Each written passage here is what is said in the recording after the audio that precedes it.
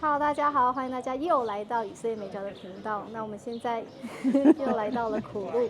那上次分享了苦路14站的影片，谢谢大家的观看。不过有一个留言我觉得蛮有趣，所以就想要做这个影片来回应。那个人的留言呢，就是说，因为耶稣说拜父的人要用心灵和诚实来拜他，所以你不需要去圣山，像撒玛利亚妇人那样子，你也不需要去耶路撒冷。那他又说，就是这个网友又说，就是所有来以色列的这种朝圣团啊、旅行社，都是在敛财。所以我就来问妈妈好了，来，你觉得来以色列，当然这是个人选择，但是你觉得这些朝圣团有在敛财吗？这算是敛财吗？我觉得说我们轻易的就说他是敛财或者不是敛财，其实我们没有这个立场去说，因为或许是，也或许不是，也是我们不能够一竿子打翻一条船，我们也没有办法为任何一个旅行社去做保证，说他没有在敛财。也是。那但是我们要怎么样解释耶稣说的拜父的要用心灵诚实来拜他？问题不是在基利心山，也不是在耶路撒冷。对，我觉得说耶稣的重点不是放在地点，而是放在你的态度。那就像今天早上我去会幕教堂好了，圣母教堂。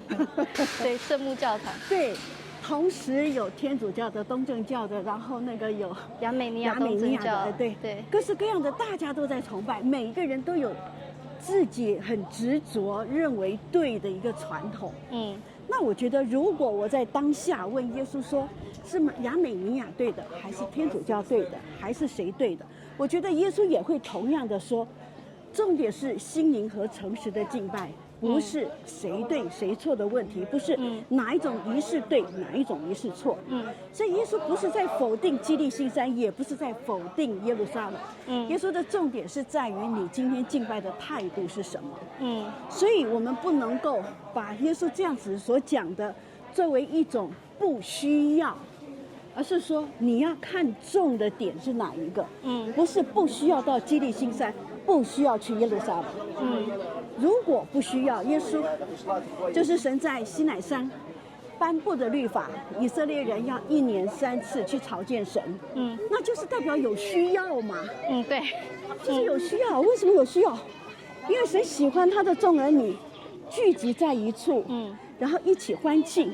为什么？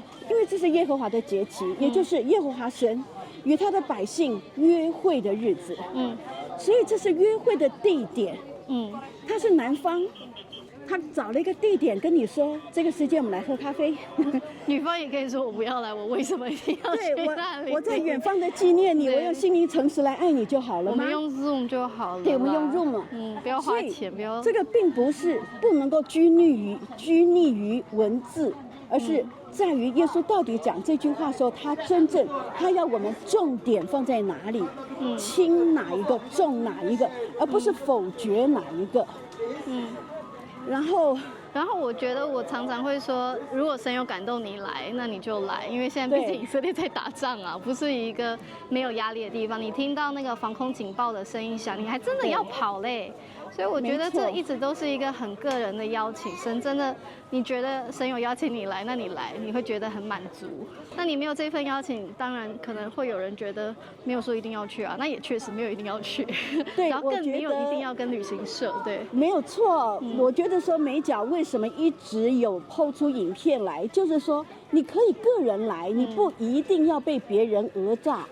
不一定，你可以自己来规划行程，自己决定要多少消费，所以并没有任何一个旅行团能够讹诈到你。我就说这完全是个人的意愿。然后就我个人来讲，我觉得说来到耶路撒冷，是因为我想要更多的知道耶稣当时他看见什么，他想到什么，他体会什么。我跟他站在同样一个视角，同样一个感觉，我可以进入到他更深的那个话语的情境里面。那就好像说你认识一个人，你想要更多的清楚他的成长过程，譬如说你跟某一个人谈恋爱，想要结婚啊，后来有小孩，他会带你到他的小学去看一看呐。他吃 Roti Prata 的地方。对啊，然后这时候小学时候的教室啊。对，我早餐都吃这个。啊，对呀，我都是在这家店买呀，因为你爱他，你想要知道他更多的过去。所以我觉得，因为我爱耶稣，我更想要知道耶稣的过去。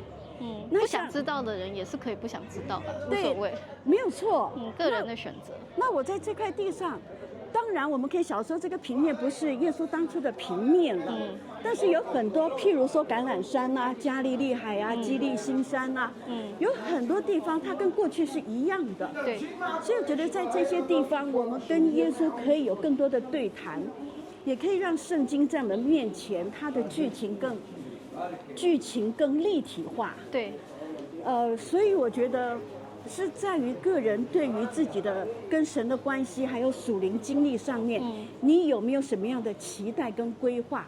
这就像你想要去看极光，是不是也是一种期待跟规划？有些人不觉得需要看，因为很冷啊，还要半夜在那边等极光，何必啊？对啊，那有的人他就要去滑雪啊，他们觉得很浪漫啊，全副盛装然后去滑雪。对啊，那对于我们这种对于运动没有很喜好的人，可能他就没有吸引力。对啊。